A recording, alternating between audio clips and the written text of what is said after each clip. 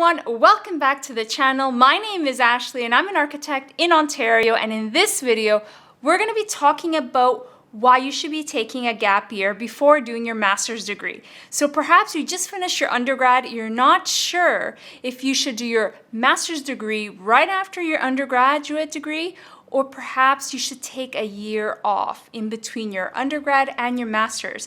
Well, in this video, I'm going to be talking about the 6 benefits of taking a year in between your master's and your undergrad. So if you're interested, let's get started.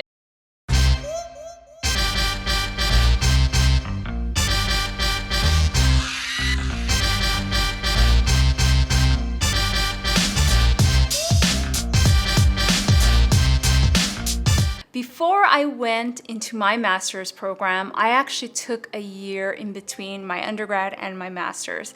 And so this video and the benefits that I describe in this video is from my experience of taking that year in between my undergrad and master's. Now, when I was making that decision, I still remember it vividly today, how difficult it was, because I thought by taking a year off that I would be losing that momentum, that I would not want to go back to school after taking that year off to work in the industry. And of course, this is not a year off to go vacationing.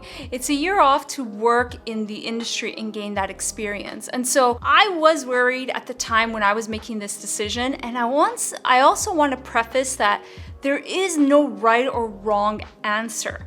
Now, it really comes down to you as an individual and what works best for you. But to help you make that decision, I'm going to give you a bit of my experience and the benefits that I saw by taking that year off. So hopefully this video will be helpful for you on your journey. Now, the first benefit is the recovery, mentally and physically. Now, architecture school takes a toll on you physically and mentally. At least that was with me. And I could say that across, even my colleagues and my friends that went through architecture school, it has a huge toll on your body and physically and mentally as well.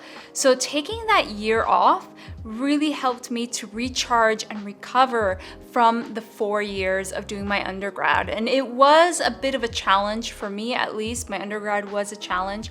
And I learned a lot, but it was physically taxing and mentally as well. And I honestly, when I was on my 4th year of architecture school, I knew it was around that time that I needed to make a decision if I wanted to go and do my master's degree. What exactly was I gonna do after graduating? And it's a lot of pressure, and I couldn't make the decision. Now again, taking that time off, I wasn't thinking about going on vacation. It was to work in the industry. And of course, when you're working in the industry, it's still different from being in architecture school. One of the main differences when you are working in the industry is you're not working alone. So that's one of the things that makes architecture school takes over your life in a way, is because you're one solo person. It's a one-band show. You're doing everything from the start to the finish of that project, and you have to put together a building on your own. But when you're working in a practice, you are working in a team and you're given particular tasks. So it's a lot more manageable and it's easier to balance your personal life and your work life. And so because of that, I knew that I would be able to recharge mentally and physically while I was taking that gap year. Number 2, money. So financially, after finishing a 4-year degree, I was taxed out. So I knew that taking a year off, another benefit would be that I would be able to save up for my master's. It's a huge financial commitment when you do go to university. You have to fund your education, and funding 4 years, and now I was looking at 2 to 3 years possibly. And I knew that I needed some time to save up and to put together my financial plan for my master's program. And again, doing that when I was in 4th year school was very challenging, because when you're in school, of course, you're busy with a lot of projects, and mentally I wasn't able to take that time to really build out a financial plan. But I knew that I was thinking already about taking that year gap in order to save up to work in the industry and to make a little bit of money in the industry so that I'd be able to save up for my master's degree.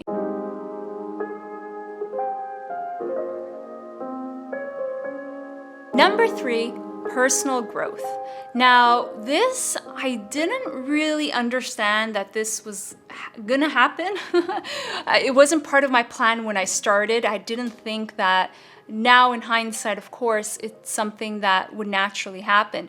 But I didn't really think that taking the time would help me to grow personally, but it did. Because taking the time to work in the industry really opened my perspective to a wide variety of things in the field.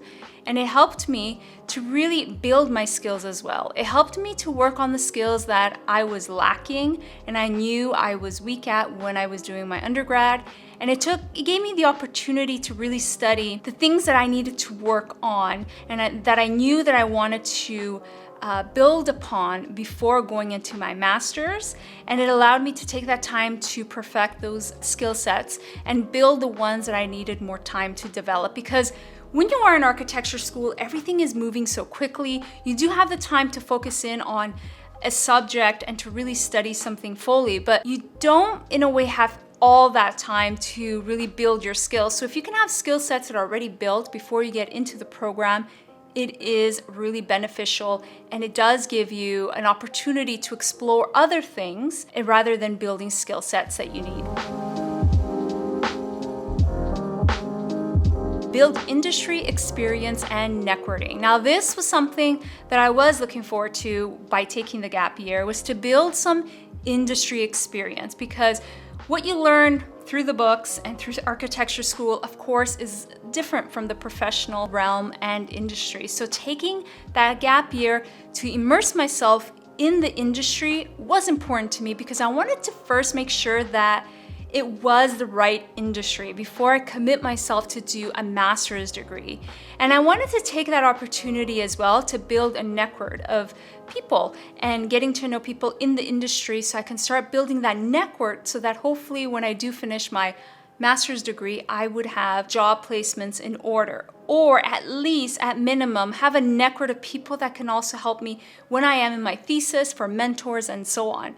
So building that network never hurts, and also getting that experience allows you to really examine if architecture is really what you want to do. And if your undergrad didn't have a co-op, like similar to mine, my undergrad did not have a co-op program, I felt that it was really important and essential to take that gap year to gain that experience, because that experience also allows you to grow as a designer, grow as an individual, and it will only help you for your master's degree as well and how you're going to perform as well. So all those experiences and perspectives that you gain only help you to grow further and to become a stronger individual and designer.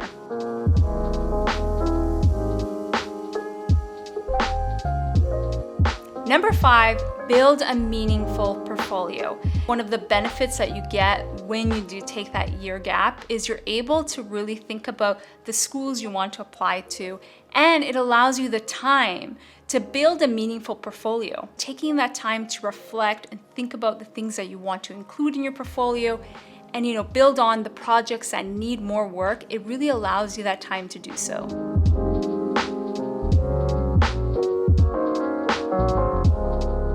Number 6, clarity. And this was something that I really got from the gap year, was a clarity. I really developed an understanding of what I wanted. And I only saw that once I started working in the industry for that gap year.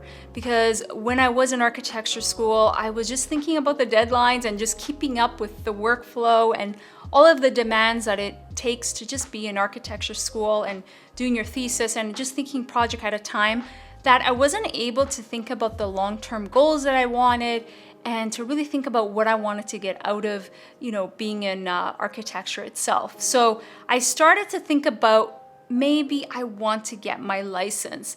Now, I wasn't sure. I had an idea, but I wasn't sure. I knew that I wanted to do my master's, to take the time to build my skills and learn further and learn more. So I knew I wanted that, but I was, again, not certain if I wanted to get my license. That came in a lot later. And if you're interested about the reasonings why I got my license, let me know and I'll do a video dedicated to that topic. So I knew that I wanted to be in architecture and it was the right fit, so working in the industry really helped to give me that clarity. Taking that time to recharge and gain that clarity was really important, at least for myself. So if you're feeling cloudy and you're not sure what you want to do afterwards, just take that year, work in the industry, see how it goes, and then if you really do enjoy it, then do your master's and so on. But I would start by taking that time to gain that clarity. If you enjoyed this video, make sure to like the video. And of course, if you're enjoying the content on the channel, make sure to subscribe to the channel. It helps out the channel and it lets me know that you're enjoying the content as well. So if you would like more videos about architecture or about the process of becoming an architect, then I would check out this video here. Thank you so much for watching, and I hope to see you on the next video. Until then, bye.